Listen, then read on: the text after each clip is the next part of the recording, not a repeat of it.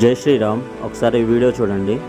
కొందరు ఆరోపణలు చేయడంపై పోలీసులు చర్యలు ప్రారంభించారు. ప్రవీణ్ మృతిపై మీడియాలో పోలీసులు వైద్యులపై చేసిన ఆరోపణలపై ఆధారాలు ఇవ్వాలని మాజీ ఎంపీ హర్ష్ కుమార్ కు 2 సార్లు నోటీసులు అందించారు. బుధవారం లోపు ఆధారాలు సమర్పించాలని గడువిచ్చారు. ఆయన స్పందించుకుంటే మళ్లీ నోటీసులు ఇవ్వాలని భావిస్తున్నారు. Rajamahendravaram north zone DSP Srikanth పేరిట కొంతమంది పాస్టర్లకు కూడా నోటీసులు అందించారు. సామాజిక మాధ్యమాల్లో విద్వేషాలు రెచ్చగొట్టేలా వ్యాఖ్యలు చేసిన వారిని గుర్తించి కేసులు నమోదు చేస్తున్నారు. చూశారు కదా వీడియో. రాజకీయం కోసం, రాజకీయ ప్రలోభం కోసం ఎన్ని డ్రామాలు ఆడారో, అలాగే క్రైస్తవ ప్రచారం కోసం క్రైస్తవ మతోన్మాదులు ఈ ఇన్సిడెంట్ని ఎంతలా వాడుకున్నారో ఇప్పటికైనా మేలుకోండి క్రైస్తవులారా. మీలాంటి మంచి క్రైస్తవులు కూడా ఇలాంటి మతోన్మాదుల మాట విని మీరు కూడా మతోన్మాదుల్లా తయారవుతున్నారు.